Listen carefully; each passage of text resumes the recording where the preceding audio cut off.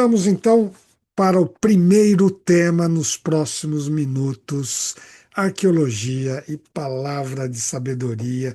Está aí a imagem que a gente vai usar ao longo desse tempo. Eu queria até comentar uma coisa com você, com a gatinha. Ela provavelmente vai fazer as contas aqui de anos, mas mais cedo ou mais tarde, né, gata? Esse tema da arqueologia iria aparecer numa das nossas lives. Aliás, até demorou bastante, 200 episódios, né?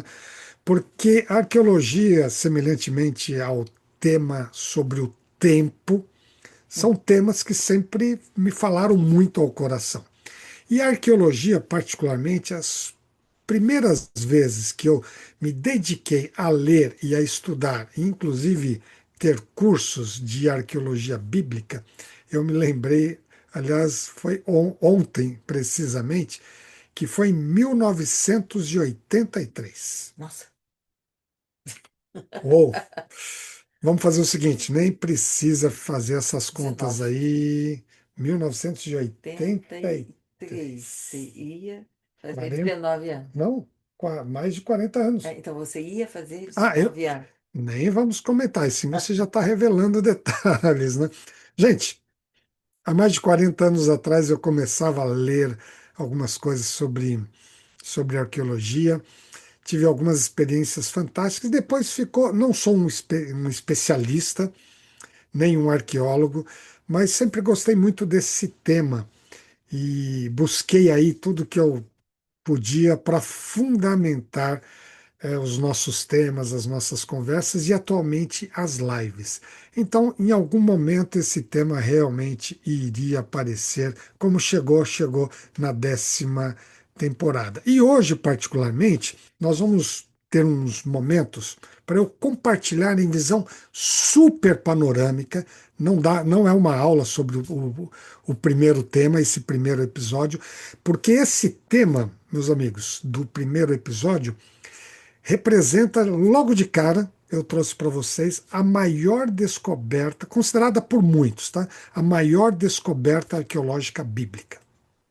De tudo que se descobriu da arqueologia bíblica, esta é considerada por muitos a maior.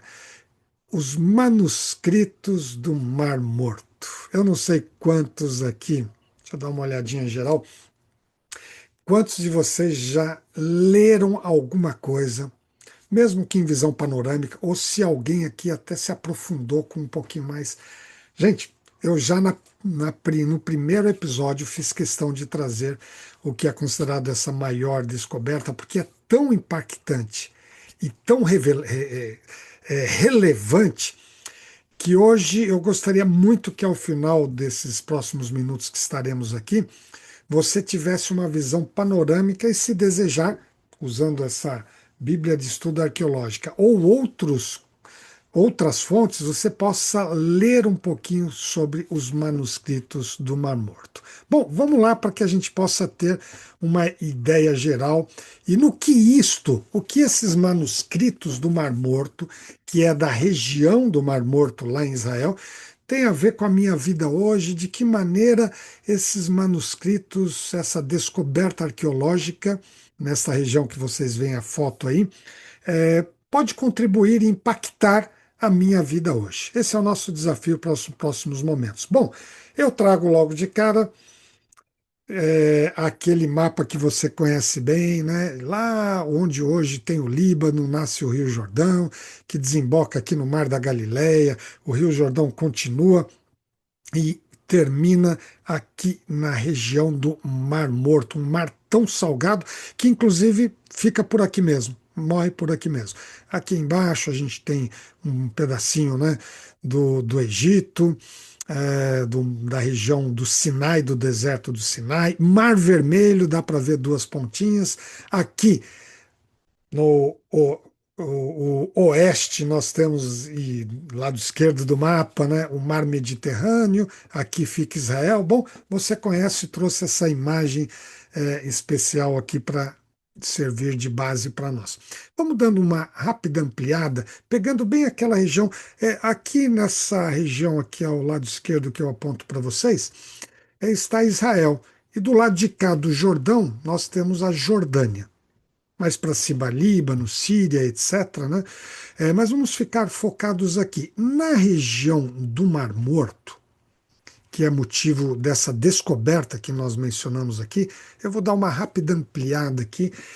O Mar Morto é um local tão impressionante, uma hora a gente mostra algumas imagens atuais de como ele está hoje, com a densidade de sal que você mal afunda, já há muito tempo, né? Mas mal afunda ali, dá para boiar com uma facilidade incrível. Você começa caminhando, entrando no Mar Morto, e daqui a pouco você vai subindo e boia até mesmo sem querer. E esta região, uma região muito árida, seca, mais ou menos um pouco ao norte e oeste, você pode ver esse noroeste ali. Eu faço uma indicação para vocês.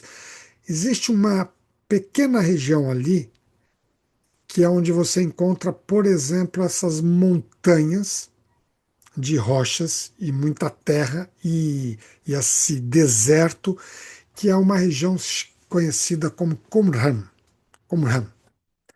E ali, nas chamadas cavernas de Qumran, eu usei uma foto particularmente para que você pudesse conhecer pelo menos uma dessas muitas cavernas que tem ali. Foi o local da descoberta dos manuscritos do Mar Morto em 1947. Portanto, está fazendo um tempinho aí já, hein, gata? 1947. E esses 79. manuscritos, quantos já? 79. 79 já? Quase, vai fazer em breve 80 anos. Bom, gente, e nessas cavernas, esses chamados manuscritos do Mar Morto, eu trago aqui esta imagem para vocês, foram descobertas muitos de manuscritos que estavam dentro destas ânforas, ou esses vasos de barro. E qual a questão principal que faz a gente conversar um pouquinho sobre esses manuscritos? É que esses manuscritos eram livros da Bíblia. Vejam só, não eram só livros da Bíblia. Tinham outros livros, outros textos, tinha até música ali, gata, tinha até salmos e hinos que estavam dentro desses manuscritos. Mas muitos manuscritos da Bíblia. Gente, como eles foram parar ali e por que esses manuscritos são considerados de tantas descobertas bíblicas? Estes são considerados a maior descoberta. Bom, por esse detalhe que eu trago aqui, entre outros, já de imediato aqui para vocês. Esses manuscritos que foram descobertos, escondidos, literalmente escondidos, guardados no fundo de cavernas, cavernas até algumas até bastante de difícil acesso, outras um pouquinho menos, tal. Eram manuscritos que datavam de 250 antes de Cristo ao ano 70 depois de Cristo. Veja, nós estamos falando de 1947. Aliás, aqui tem uma coisa interessante, deixa eu dizer aqui para vocês o seguinte: em 1947, os manuscritos mais antigos que se tinha para comparar a nossa Bíblia de hoje, essa que eu tenho aqui nas minhas mãos, e talvez você tenha uma Bíblia aí próximo de você também, para comparar os mais antigos, em 1947, eram de aproximadamente 700, 800 depois de Cristo. Arredondando aqui, 750. Os mais antigos que foram descobertos ali na região do Mar Morto era de 250 antes de Cristo. Vocês perceberam que essa descoberta revelou manuscritos, aliás, eu tenho aqui a ilustração de alguns aqui, e esse que é um trecho, Cartas de Paulo, e tem um que é de trecho de Apocalipse, em hebraico mesmo, tá? Escrito por mim, mas como um copista, apenas copiando, não que eu domine o hebraico. Infelizmente, gostaria, mas ainda não me dediquei a isto. E olha só, 1000 anos mais antigos do que os mais antigos que se tinha em 1947. Percebem já de imediato que importância extraordinária seria pegar esses manuscritos super antigos e comparar com a Bíblia de hoje. Essa é a grande questão que está por trás dos manuscritos do Mar Morto. E, bom, mas ali alguém poderia perguntar: bom, será que entre estes manuscritos tão antigos, encontrados escondidos ali e, em Qumran, será que eram os originais? Acredita-se que não. A gente não pode ter certezas muito absolutas nesse campo, né? Bom, primeiro que alguns originais são muito mais antigos do que isto, né? Livros de Moisés, etc. Então eram provavelmente, tudo indica que cópias, mas cópias muito antigas, feitas quem sabe até dos originais. E há uma coisa interessante, deixa eu voltar para a nossa imagem aqui, em Qumran. Essas cavernas são simplesmente impressionantes. Tivemos o privilégio de passar, estar ali, visitar, mas não de entrar nas cavernas. Eu trago até aqui uma imagem mais ampliada dessa região. Observem que aquela caverna que eu mostrei ali para vocês, ali embaixo fica até difícil de acessar. Há outras que são possíveis, nem todas estão abertas para o turismo, a não ser para profissionais arqueólogos. O que acontece? Quem vivia ali e que guardou esses manuscritos? Um grupo de religiosos judeus que se denominavam como os essênios, dos tempos bíblicos. Olha só, estes essênios viviam inclusive próximos, eles viveram também em Jerusalém, que não está muito distante daqui, mas depois de algum tempo, com algumas perseguições, eles eram religiosos muito radicais, bastante radicais, mas muito dedicados por outro lado e com alguma cultura própria. Eles eram equivalentes assim, como grupo, tá? Grupos mencionados na Bíblia, como os fariseus, os saduceus, e tinham também os essênios, entre outros até da época, né? Alguns estudiosos de arqueologia e da Bíblia consideram os essênios como seitas. Existiam algumas seitas judaicas, eram judeus, mas tinham algumas especificidades nas suas crenças. E eles, inclusive, preferiam viver mais isoladamente. E, em virtude dessa preferência e também de algumas perseguições, eles foram viver nessa região de Qumran. Olha, e além de serem religiosos, eles eram dedicados também a copiar os manuscritos para que pudessem ser multiplicados. Aliás, uma tarefa maravilhosa. Que bom que eles e outros copistas da Bíblia foram fazendo esses manuscritos. E observem que eles foram colocando, guardando esses manuscritos ali na região. Ao visitar hoje, se você visitar a região de Qumran, de Masada, toda a região do Mar Morto, você pode inclusive visitar essas ruínas arqueológicas do vilarejo ou da pequena cidade ali dos essênios. E observem que hoje, inclusive, já escavaram bastante, então uma visita atual deve explorar muito bem essas imagens aqui.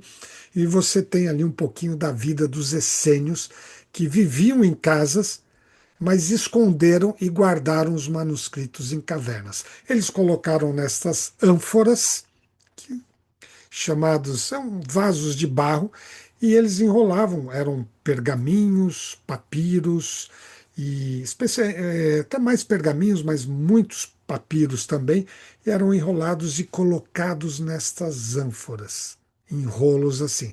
Eu até trouxe essa imagem dessa foto que foi tirada ali junto em Qumran.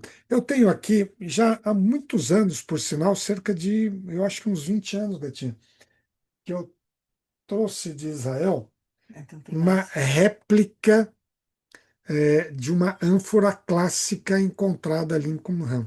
31 anos. 31 Vai anos já? fazer trinta e Nossa, dois. a gente vai contando esses anos e eu vou comentando que vai passando. A Essa é uma Úrsula também réplica estava. pequena. O A Ursula estava lá, Úrsula estava. verdade.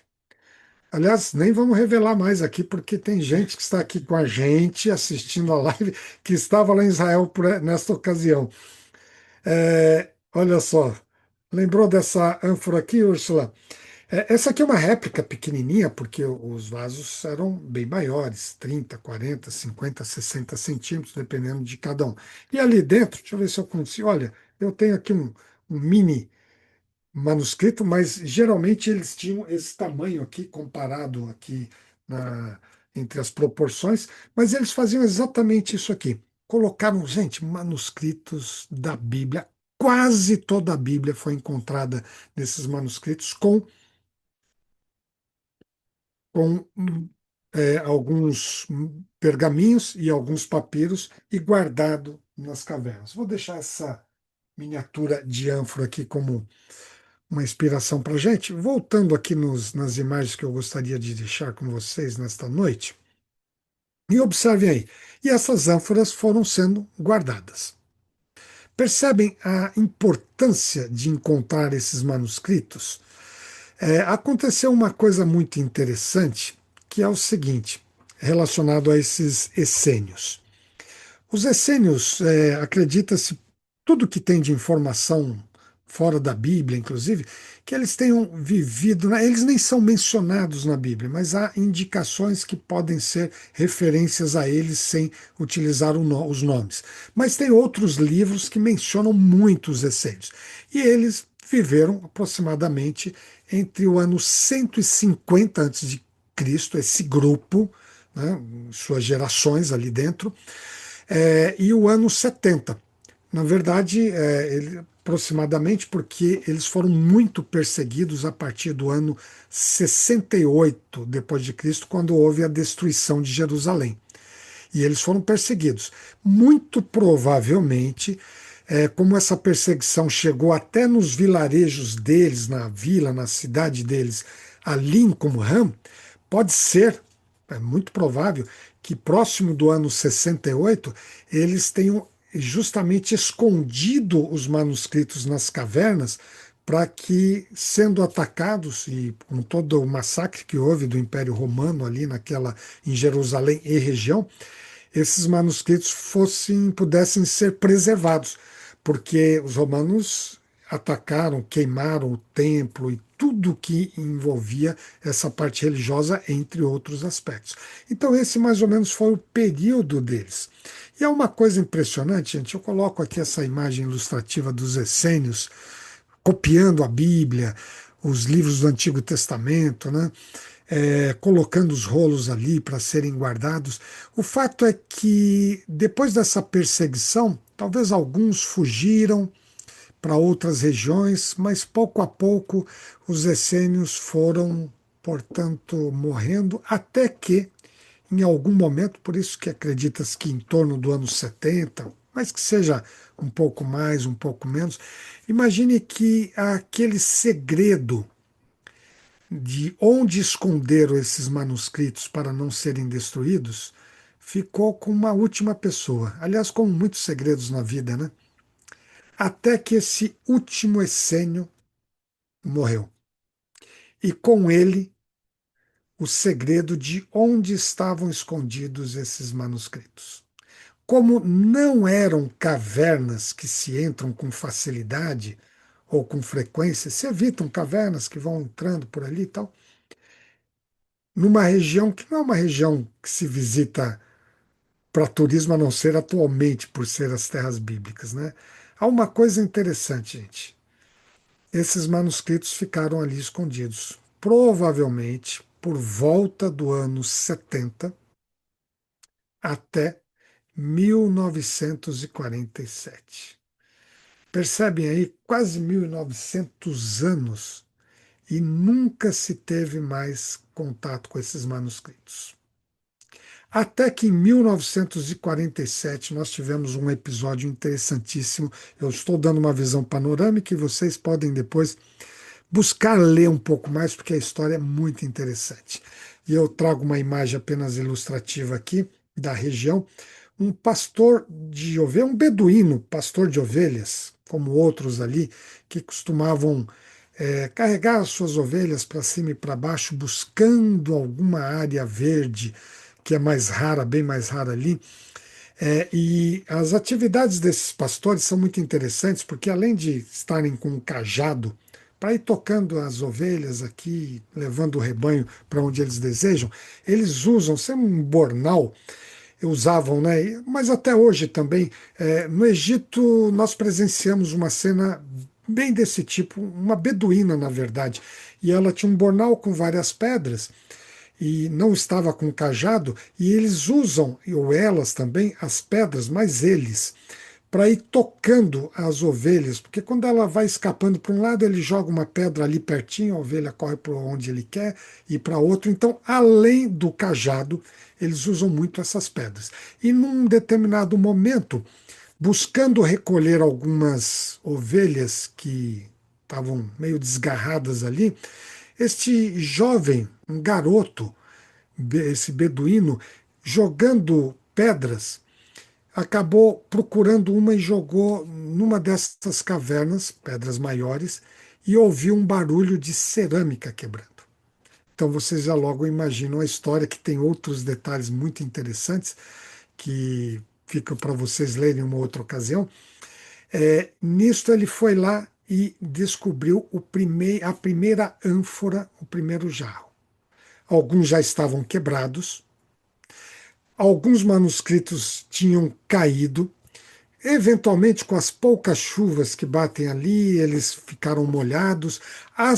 Algumas cabras e ovelhas, especialmente muitas cabras ali, que se desgarravam e porventura entraram nas cavernas e eventualmente viram aqueles manuscritos ali, especialmente em papiro, e mascaram os papiros, alguns.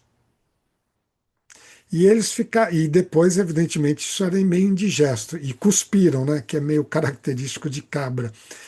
E muitos desses manuscritos estavam meio mastigados, cortados, alguns pedaços até sumiram, e ficaram ali, depois seca novamente, com aquela poeira, mas a poeira dessas cavernas, a falta de luz frequente, a falta de umidade fez com que esses manuscritos pudessem sendo preservados, especialmente aqueles que estavam dentro das ânforas, mas muitos desses quebrados. Bom, amigos, aquele garoto, 1947, jogando pedra ali nas cabras, pegou algumas das ânforas, levou para a cidade, depois alguém acabou levando para os antiquários em Jerusalém, até que um dia um arqueólogo, e você tem todas as histórias ali, e um estudioso achou muito interessante alguns manuscritos que eram vendidos ali,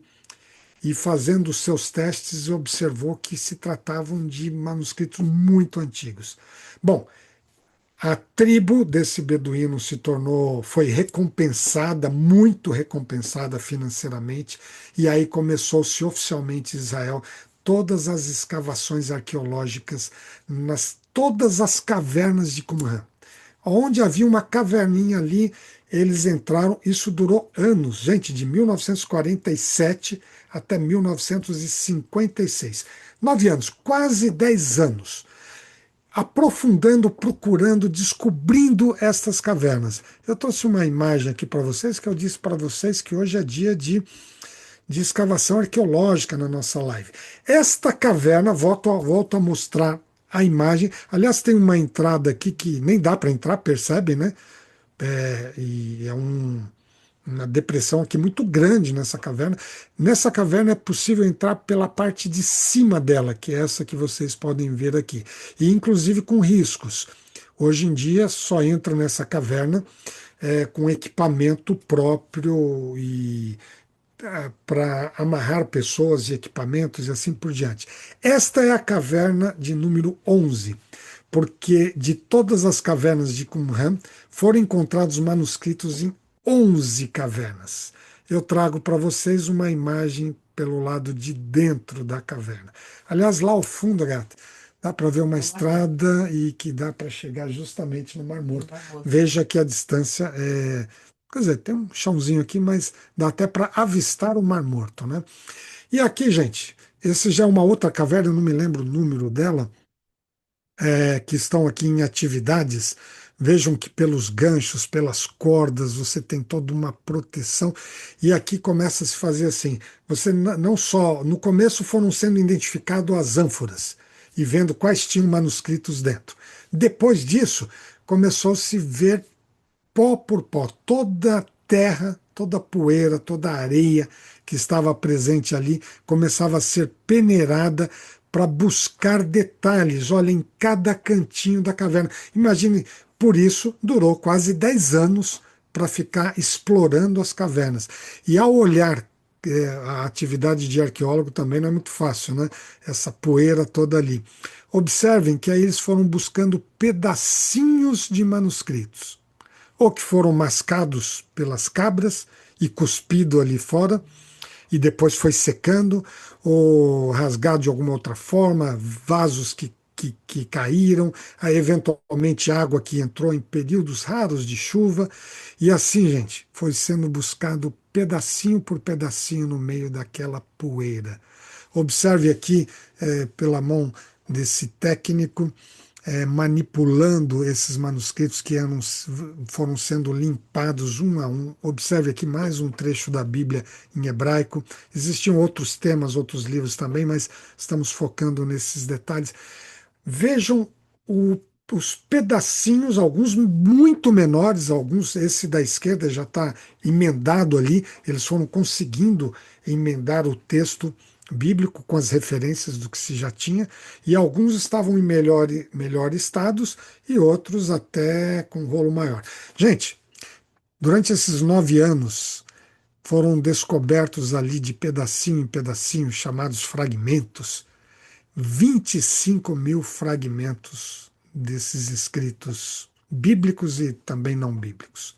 E rolos inteiros, que estavam dentro das ânforas, etc., mais de 900 manuscritos. Que coisa fantástica de épocas antigas, de todos. Detalhe, deixa eu colocar aqui para vocês, comentar aqui com vocês. De todos os livros do Antigo Testamento, menos um, ou quase todos, então, melhor a frase, menos um, não se encontrou nenhum pedaço do livro de Esther. E do Novo Testamento também, você imagine, nós estamos falando que os essênios viveram até o ano 70, então o Novo Testamento estava sendo escrito ainda, né? Foi sendo escrito até o ano 90, por exemplo, o livro do Apocalipse de João, outras cartas do apóstolo Paulo. Então, esses essênios estavam reproduzindo o Antigo Testamento. Com exceção do livro de Esther, que por algum motivo, eu não sei se foi daqueles que os beduínos levaram, venderam em Jerusalém e se perdeu. Mas fora isso, estavam todos ali em trechos. E aí vem aquilo que eu gostaria de trazer como principal conclusão aqui para vocês. Qual é a preciosidade desta descoberta? É o fato de podermos comparar, né, especialmente para quem lê em hebraico, um pouquinho de aramaico também, comparar esses manuscritos antigos com a nossa Bíblia atual. E amigos, embora existam muitos críticos ainda da Bíblia, uma coisa foi inquestionável e eu trago agora o veredito final de anos e anos de estudos em cima dos manuscritos do Mar Morto. A Bíblia que nós temos hoje, ela é uma cópia que reproduz aquilo que realmente foi escrito. Existem versões, traduções, línguas diferentes, com nuances um pouquinho diferentes das palavras, dos significados, mas na sua essência, comparado o hebraico, a Bíblia no hebraico de hoje, no aramaico de hoje, é a mesma do hebraico de 250 antes de Cristo ou dos tempos bíblicos, o que nos leva a uma confiança de que Deus preservou esses livros, esses manuscritos por tanto tempo com algum propósito muito especial. E aqui, amigos, que eu trago para vocês aqui uma última informação ainda ligada à arqueologia nesse primeiro episódio de um tema que poderia merecer no mínimo uns 10 episódios e eu estou buscando fazer esse resumo aqui. Todos esses livros estão guardados num museu em Jerusalém, chamado Shrine of the Book, que é, eles chamam também de o Santuário do Livro. Então tem uma peça muito interessante, essa é uma visão externa, depois dessa parede preta, que é para dar um contraste com esse. Parece a tampa de uma ânfora, né? Essa arquitetura maravilhosa, bem grande ali. Uma foto aqui um pouquinho mais em destaque. Deixa eu até mostrar aqui, relembrando aqui, ops, a nossa, essa ânfora. Observem que eles fizeram da arquitetura desse prédio como se fosse a tampa de uma ânfora, mas um local simplesmente maravilhoso. E esses manuscritos, alguns fragmentos estão sendo estudados, estão em salas, em compartimentos protegidos. Aliás, todos lá são muito bem protegidos, ainda mais por contextos de guerra, né? Mas estão neste museu. Esta parte da arquitetura que vocês podem ver aqui, eu queria mostrar para vocês pelo lado de dentro, que é exatamente essa linha. E do lado de dentro você percebe que há como se fosse a ponta de um rolo, né? Semelhante a esse que eu tenho aqui do meu lado, e eles colocaram distribuídos ali em vários lugares e protegidos com uma iluminação apropriada, vidro e etc. Mas no centro colocaram esse manuscrito, esse rolo, e ali está o livro de Isaías, que foi encontrado perfeito, de ponta a ponta. Vou dar um close aqui para você ver algumas pessoas. Qualquer um de nós podemos visitar e fazer uma leitura do livro de Isaías, uma cópia. Observe aqui outras pessoas ali também conferindo o texto integral. Esse rolo está completinho ali do livro de Isaías. Antes a gente precisa fazer um bom curso de hebraico, né? Mas, gente, é um local maravilhoso. Outros livros, como por exemplo o de Jeremias, os Salmos, claro que para o judeu ali, para aqueles que têm a fluência do hebraico, você pode ir lá ler pessoalmente todos os dias, se desejar, com essas proteções e horários em particular. Amigos, que descoberta fantástica! Deus preservou a Bíblia, a palavra de sabedoria da Bíblia, esses manuscritos, por motivos muito especiais. E quando eu olho os manuscritos do Mar Morto, eu chego a essa conclusão que eu deixo aqui uma frase com vocês. A palavra de sabedoria de Deus, ela é eterna, inalterável e resiste ao tempo. Deus protegeu essa palavra por motivos muito especiais. E eu trago aqui, para deixar com vocês nesse momento, alguns textos.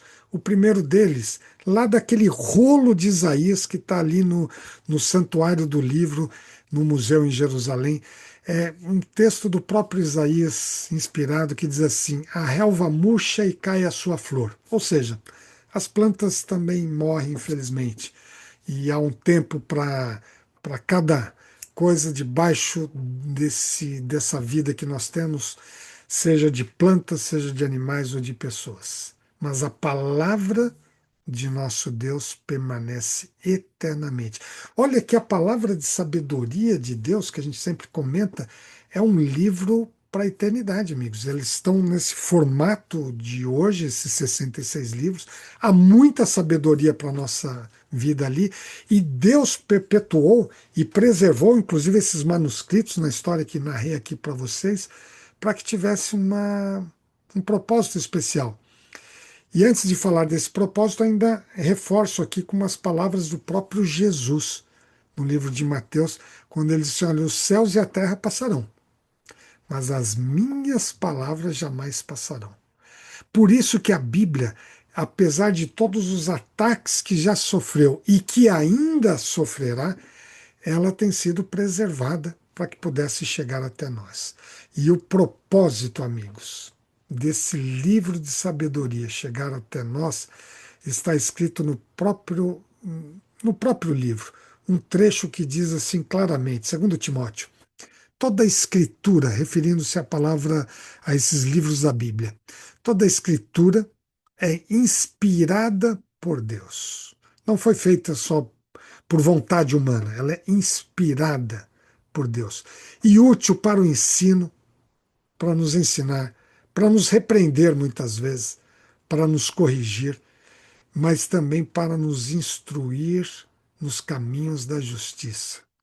Olha, o- esses próprios livros preservados para chegar até nós hoje estão aqui para nos servir de um direcionamento de plenitude e nos levar à eternidade.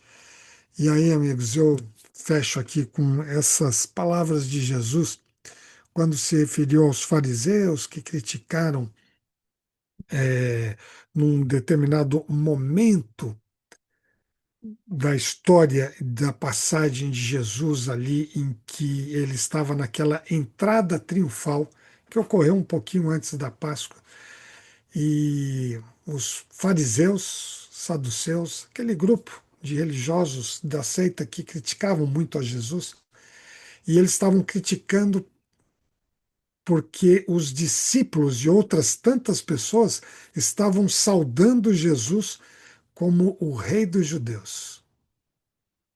E aí, ao criticar o Jesus, os fariseus ainda pediram: olha, Jesus, por que você não faz com que os discípulos e essa multidão aqui parem de falar? E aí Jesus disse uma coisa muito interessante: se eles não falarem, as pedras clamarão. Gente, esse texto aqui, ele não é uma referência às pedras arqueológicas, tá bem? Não é. Era uma referência muito clara de que mesmo os religiosos judeus daquela época estavam com a sensibilidade menor do que objetos inanimados como as pedras. E Jesus então comparou de uma forma muito dura: olha, se os discípulos ou se essas pessoas não falarem do amor de Deus, do próprio Jesus, as pedras clamarão. Embora não seja uma referência à arqueologia, eu gosto de pensar e trazendo para hoje o seguinte: se nós não focarmos em multiplicarmos essas verdades que modificam a vida de pessoas, as pedras clamarão. As pedras, arqueologicamente falando, já clamam, porque elas revelam coisas muito interessantes e nós vamos ver ao longo dessa temporada. Vamos definir o quanto tempo, talvez uma temporada menor, mas com algumas evidências de como as rochas, os objetos estão mostrando algo sobre o plano e as verdades de Deus. Agora, se nós não fizermos, as pedras falarão. E assim, amigos, que Deus nos abençoe a estudarmos mais essa Bíblia que foi preservada de forma tão extraordinária, cujos manuscritos do Mar Morto vieram para mostrar a veracidade desse livro e a grandiosidade e quão valioso esses livros são, que eles sejam estudados, aprofundados na nossa vida, para que sejamos pessoas melhores e para alcançarmos a eternidade.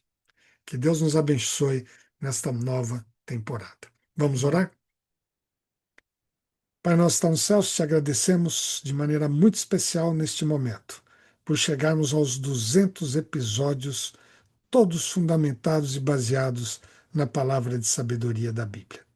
E ao começarmos uma nova temporada, para conversarmos um pouquinho sobre o quanto a arqueologia nos mostra as evidências dessas histórias e dessas verdades bíblicas, que o Senhor nos ajude a nos aprofundarmos mais, cada vez mais, ao aplicar essas verdades na nossa vida. Pedimos as tuas bênçãos sobre cada um de nós, sobre cada um dos participantes aqui, em nome de Jesus. Amém. Bom, amigos, gatinha se aproximando aqui. Onde é que está o bolo de comemoração? Você quer comer agora na frente de todo mundo? É, Vontade? olha, nós vamos combinar. Não, pode ser para depois, gata. E, bom, vamos fazer aqui o seguinte. Vamos combinar o seguinte, gatinha. Vamos esperar por 15 minutos antes da gente começar Se alguém a repartir. chegar Se ainda, alguém chegar, a gente reparte, tá bem? 15 minutos, senão a gente vai chegar até lá. Bom, mas comemoração à parte aí, estamos muito felizes por chegar nesse momento e por chegar numa temporada com temas que serão muito impactantes. Olha, hoje foi um pouquinho mais delongado, nós vamos fazer temas mais curtos, mas hoje, particularmente, nós tínhamos aqui a maior descoberta da arqueologia bíblica e um tema que, bom, eu mesmo já dei aulas e disciplinas que levaram no passado um semestre inteiro, 2 semestres inteiros só sobre manuscritos do Mar Morto. Então imagine que há tanto conteúdo por trás disso e o desafio fazer esse resumo para que você tivesse uma visão panorâmica dos manuscritos do Mar Morto. E vale a pena buscar mais informações e leituras. Especialmente se você tiver a Bíblia arqueológica, em algum momento você encontra alguma coisa aqui também. Para mim, assim, a maior mensagem dos manuscritos é que a Bíblia hoje a Rilane escreveu agora há pouco no chat que é um livro atual. E eu acho que é um livro que a gente pode confiar no que está escrito, nos textos, não foram modificados, não foram rasurados. Realmente é a palavra inspirada por Deus, é a palavra de sabedoria, ainda hoje. Embora tenha, sim, mais de 3.000 anos que alguns textos foram escritos, ainda é um livro super confiável. A gente pode acreditar que o que está escrito ali é atual, é para a nossa vida agora. Exato, são dois aspectos muito interessantes, Gata. O primeiro é esse, essa confiabilidade que nós podemos ter, realmente confiar de que a Bíblia ela chegou até nós com a sua essência protegida. E o Sim. segundo, que ela, por mais antiga que seja, a linguagem, muitas linguagens, muitas traduções mais antigas e tal, mas a essência da É. mensagem é para a nossa vida inquestionavelmente hoje, né? Os textos, a sabedoria, como você A fala, amor, sabedoria é. é, os conceitos, a forma de viver, a forma de encarar os acontecimentos do mundo, isso a gente pode acreditar e pode confiar que esses textos são atuais. Agora, meus amigos, queridos familiares aqui também, fica aqui um convite, porque depois, conhecendo a história dos manuscritos do Mar Morto, a forma como foram preservados e como a Bíblia chegou até nós, que tem outras tantas histórias, tanta preciosidade da parte de Deus em cuidar, em preservar esses textos, para mudar a sua e a minha vida. Se nós não fizermos uso destas palavras de sabedoria, Não serviu para nada. que valor terá É. tido toda essa história? Poderá ser para alguém, mas será que é para mim?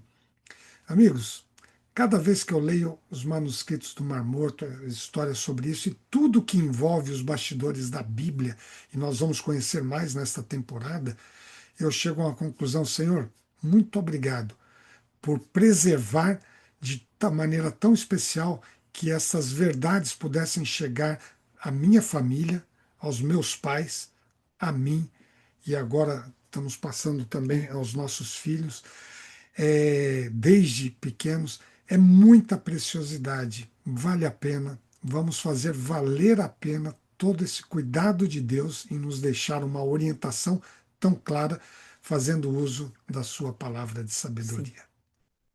Que seja uma Bíblia não só na estante, mas que É. seja uma Bíblia no seu coração e na sua leitura.